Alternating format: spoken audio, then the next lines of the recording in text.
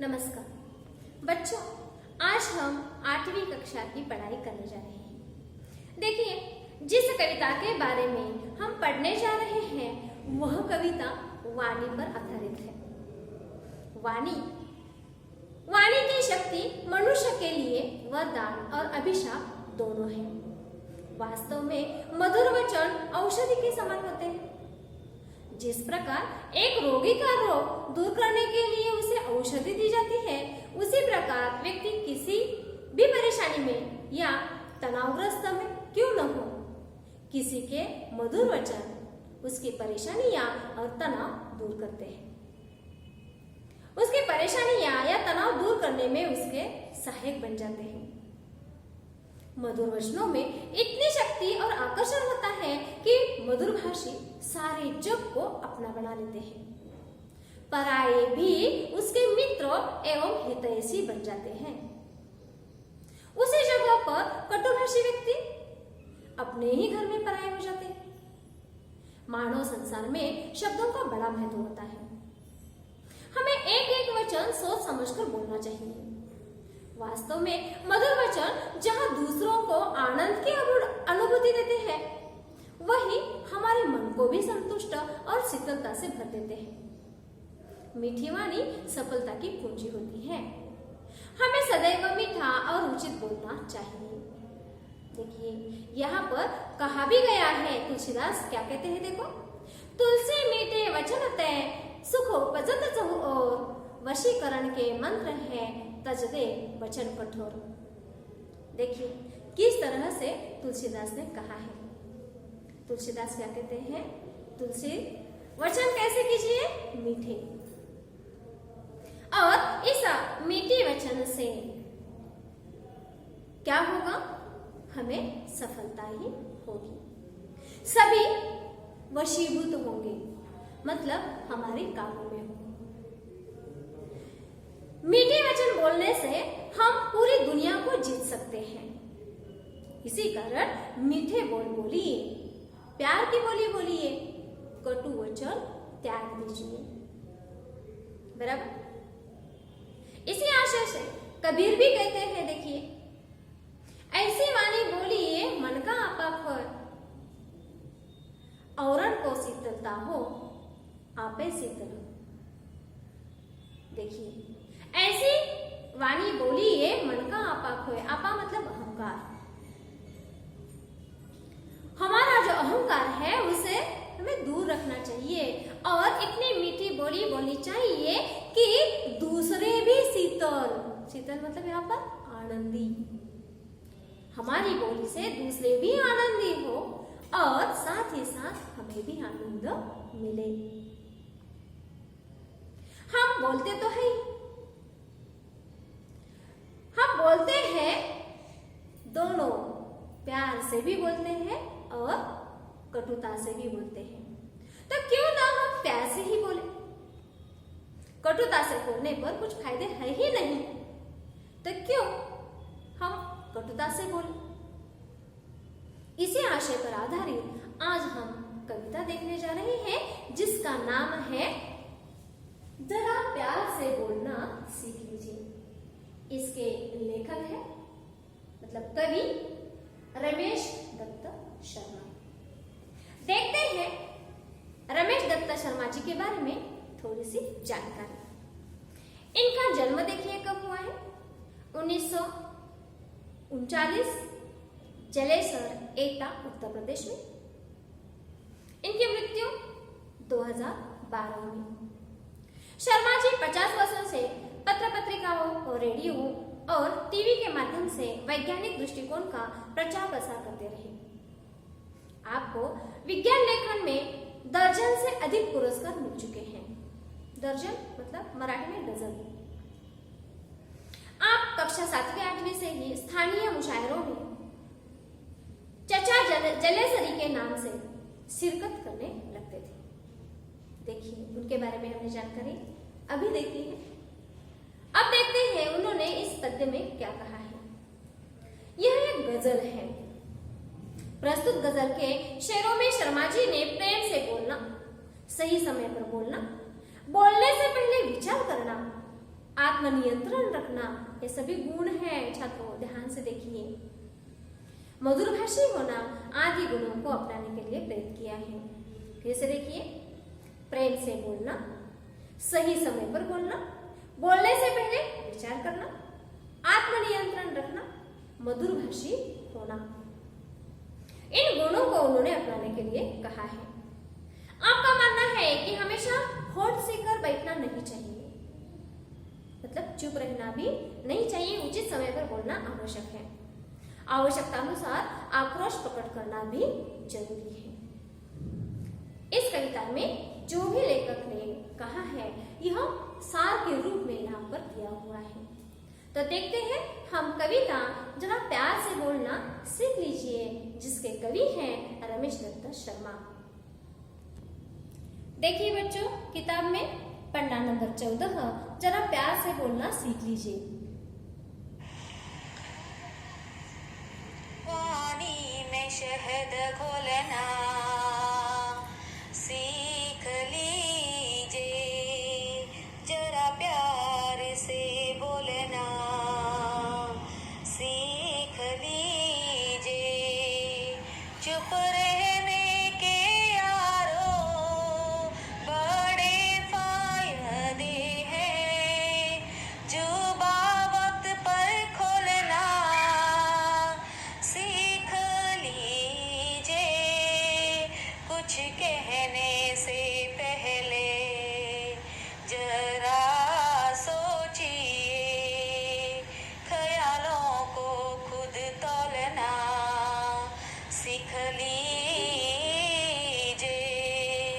तू तड़ाक हो या फिर हो तू मैं अपने आप को टोकना सीख लीजिए, पटाखे की तरह फटने से पहले रोशनी के रंग घोलना सीख लीजिए, कटु वचन तो सदा बोते हैं कांटे, मीठी बोली के गुल रोपना सीख लीजिए, बात बेबात कोई चुभने लगे तो बदल कर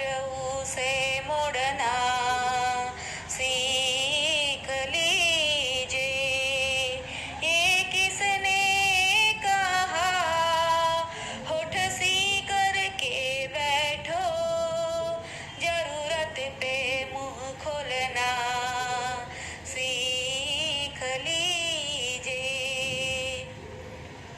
वाणी में शहद घोलना सीख लीजिए, जरा प्यार से बोलना सीख लीजिए। देखिए बच्चों, कितने अच्छी तरीके से कवि ने यह कविता लिखी हुई है। देखिए, पहले दो पंक्तियों में कवि क्या कह रहे हैं, वाणी में शहद घोलना सीख लीजिए, जरा प्यार से बोलना सीख लीजिए। देखिए, वाणी में शहद घोलना, शहद मतलब मधु, मराठी में क्या कहते हैं, मध। वाणी में शहद घोलना सीख लीजिए, इसका हम शब्दशः अर्थ लेंगे यहाँ पर नहीं। तो कवि का कहना यह है कि जो भी आप बोलते हैं वह प्यार से बोलिए, आपके वचन मीठे होने आवश्यक हैं। प्यार से जग जीता जा सकता है, घृणा से घृणा ही मिलती है। इसी कारण हमारी वाणी बहुत अच्छी होनी चाहिए, मतलब मीठी मीठी होनी चाहिए। मधुर भाषण तो सभी को प्यारे होते हैं। छोटे बच्चे का उदाहरण लिया हमने, अगर हम उससे मीठी मीठी बातें करते हैं तो वह हमारी ओर आकर्षित होता है। उसी बच्चे के साथ अगर हम घृणा से, तिरस्कार से बर्ताव करने लगेंगे तो वह हमें पहचानता है। और हमारे पास भी नहीं भटकता। इसका मतलब यह है कि हमारी वाणी बहुत ही अच्छी, प्यारी, मीठी, मधुर रस से भरी हुई होनी चाहिए। बोलते तो है ही हम, तो क्यों ना हम मीठा ही बोले, ताकि पूरी दुनिया हमारे काबू में रहे। काबू में इसका मतलब क्या? हमें चाहने लगे, हमारा जो भी कहना है वह सुन ले, इस तरीके से। इसी कारण यहाँ पर कवि कह रहे हैं, वाणी में शहद घोलना सीख लीजिए, जरा प्यार से बोलना सीख लीजिए। आप प्यार से बोलिए, अगर बोलते नहीं तो प्रयास कीजिए, लेकिन प्यार से ही बोल लीजिए। अगली पंक्ति देखो, चुप रहने के यारो बड़े फायदे हैं, जुबान वक्त पर खोलना सीख लीजिए। वे कहते हैं यारो चुप रहो। चुप रहो मतलब मुंह बंद करके सीख कर रहना है नहीं। हम क्या करते हैं? हम किसी को भी मुफ्त में ही सलाह मशवरा देते रहते हैं, लेकिन जिसे मशवरा देते हैं, जिसे सलाह देते हैं, उसे उसकी आवश्यकता है, इसके बारे में हम ध्यान ही नहीं देते। हम चाहते हैं तब सलाह देने लगते हैं, हम चाहते हैं तब मशवरा देते हैं, लेकिन यह भी सोचिए कि उसे उसकी जरूरत है या नहीं। तो ऐसा मत कीजिए, चुप रहिए। जो भी आप बोलते हैं वह मतलब समय भी और हमारी ऊर्जा भी बोलने के कारण नष्ट हो जाती है। अगर आप इस तरह का अपना समय और अपनी ऊर्जा को अपने पास ही रखते हैं तो कई सकारात्मक कार्य करने के लिए उसका उपयोग हो सकता है। इसी कारण चुप रहो, उचित समय पर ही बोलो। बिना वजह की पकपक करना अच्छी बात नहीं है, यही इसका अर्थ है। चुप रहने के यारों बड़े फायदे हैं। फायदे कौन कौन से हैं? जो हमारी ऊर्जा और समय बच जाता है, जो कि हम दूसरा अच्छा कार्य करने में उसका इस्तेमाल कर सकते हैं। जुबान वक्त पर खोलना सीख लीजिए, मतलब हमारी जो वाणी है, मुंह है, वह वक्त पर ही हमें खोल देना चाहिए। अगर किसी को हमारी वाणी की आवश्यकता है, हमारी जुबान की आवश्यकता है, तो अवश्य आप बोल दीजिए, लेकिन बेवजह से ही बोलना उचित बात नहीं है। यही कवि का कहना है। समझ गए बच्चों? तीसरे को, चुप रहने के यारों बड़े फायदे हैं, जुबान वक्त पर खोलना सीख लीजिए। वक्त यह ध्यान में रखिए, जब समय पर, अगर समय उचित समय है तो ही आप बोल दीजिए। बहुत ऐसे लोग होते हैं कि उन्हें कहां पर और क्या बोलना चाहिए यही समझ में नहीं आता। इसी वजह से बहुत बड़े बड़े बखेड़े भी खड़े हो सकते हैं। तो ऐसा न हो, इसी कारण जो भी समय होता है उसे देखो, और जो भी हम बोल रहे हैं वह उस समय के लिए उचित है कि नहीं यह देखो, और बाद में ही बात करो। ऐसा यहाँ पर कवि ने कहा है। अगली पंक्तियां देखो, कुछ कहने से पहले जरा सोचिए, ख्यालों को खुद तोड़ना सीख लीजिए। देखिए, कुछ कहने से पहले सोचिए, ख्यालों को खुद तोड़ लीजिए। हम जो भी बातें कहते हैं विचार करके कहते हैं। लेखक कह रहे हैं कि यहाँ पर आप जो भी कह रहे हैं विचार करके ही कहें, कहने के बाद विचार मत कीजिए। बराबर? जो भी हम कह रहे हैं यह विचार करके कहें। ऐसा न हो कि आपने विचार किया ही नहीं और जो भी बोल गए हैं या जो भी आपने बोला है वे शब्द किसी को हानि पहुंच रहे हैं। ऐसा न हो, इसी कारण कवि कहते हैं कुछ कहने से पहले जरा सोच लो, सोच विचार करके बोलो। ध्यान दो कि तलवार से जो घाव होता है वह देर सवेर मिट जाता है, लेकिन बच्चों शब्दों से जो घाव होते हैं वे कभी भी मिटते नहीं। पर उनके दाग वैसे के वैसे ही रहते हैं। और जो एक घाव है वे समय असमय पर कभी भी हमारे ध्यान में आते हैं और वे हमें बहुत पीड़ा पहुंचाते हैं। इसी कारण किसी को भी इस तरह से बोलना नहीं चाहिए। शस्त्र से जो घाव नहीं होते वे शब्द से होते हैं। इसी कारण शब्दों को शस्त्र भी कहा गया है। मतलब शब्दों का प्रयोग हमें कैसे करना चाहिए? बिल्कुल विचार करके। और जो भी समय है, मतलब क्या चल रहा है, स्थिति कैसी है, वह देखकर हमें बोलना चाहिए। बराबर। आगे देखिए वे क्या कहते हैं, ख्यालों को खुद तोड़ना सीख लीजिए। हमारे जो ख्यालात है उसे क्या करना चाहिए? खुद ही खुद पहले तोड़ दो। जो भी मैं बोल रहा हूं वह सही है या गलत, इसके बारे में पहले ही सोच लो। आप कहेंगे ये कैसे पता चलेगा कि हम सही बोल रहे हैं या गलत?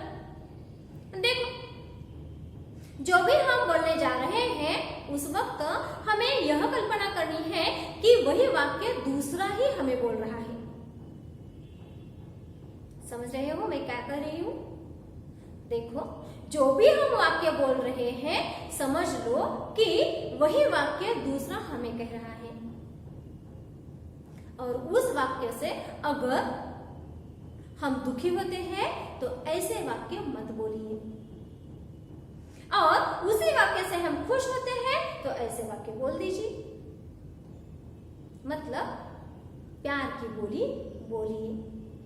समझ गए बच्चों? इस तरह से पहले ही उन शब्दों को तौल कर तुम देख लो।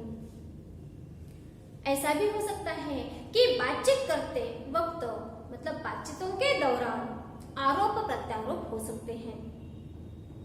हम भी कुछ कहते हैं, सामने वाला भी हमें कुछ कहता है, तो हमें क्या करना चाहिए बच्चों? कि उस बात को प्यार की ओर मोड़ना चाहिए। देखिए अगली पंक्तियों में वही कहा है, तो तड़ाक हो या फिर हो तू मैं, तू तड़ाक हो या फिर हो तू मैं, अपने आप को टोकना सीख लीजिए। देखिए, जब भी बातचीतें होती हैं तो कभी कभार, अभी मैंने कहा, आरोप प्रत्यारोप होते ही हैं। अच्छी अच्छी बातें चलती रहती है और मजाक मजाक में ही झगड़े होने लगते हैं। ऐसा क्यों? क्योंकि उसी वक्त हम जो भी बोलते हैं वह विचार करते हुए नहीं बोलते। इसी कारण बात झगड़े पर आती है। जब भी ऐसा वक्त आता है तब हमें क्या करना चाहिए? चाहे उसने झगड़ा मोल लिया हो या चाहे हमसे कुछ शब्द ऐसे गए हो कि जिससे झगड़ा हो रहा है, तो झट से हमें विचार करके वही बात प्यार की ओर मोड़ लेनी चाहिए। यह ध्यान में रखिए। इसी कारण यहाँ पर कहा है अपने आप को टोकना सीख लीजिए।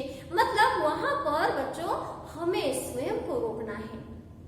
दूसरा रुकेगा इसकी तरफ हम नहीं देखेंगे, मतलब वही उसका स्वभाव है। लेकिन हमें पता है कि क्या नहीं होना चाहिए? झगड़े नहीं होने चाहिए। हर एक ने इस तरह का विचार किया तो बच्चों झगड़े होंगे ही नहीं। सभी प्यार से बोलेंगे तो सभी और प्यार ही बढ़ेगा। बराबर?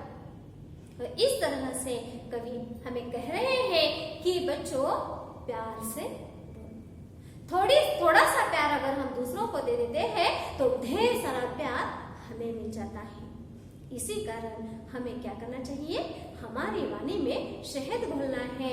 मतलब सभी के साथ प्यार से बोलना ही है। बच्चों आज यहाँ पर ही हम रुकते हैं। अगली तासिका को अगला भाग देखते हैं। धन्यवाद।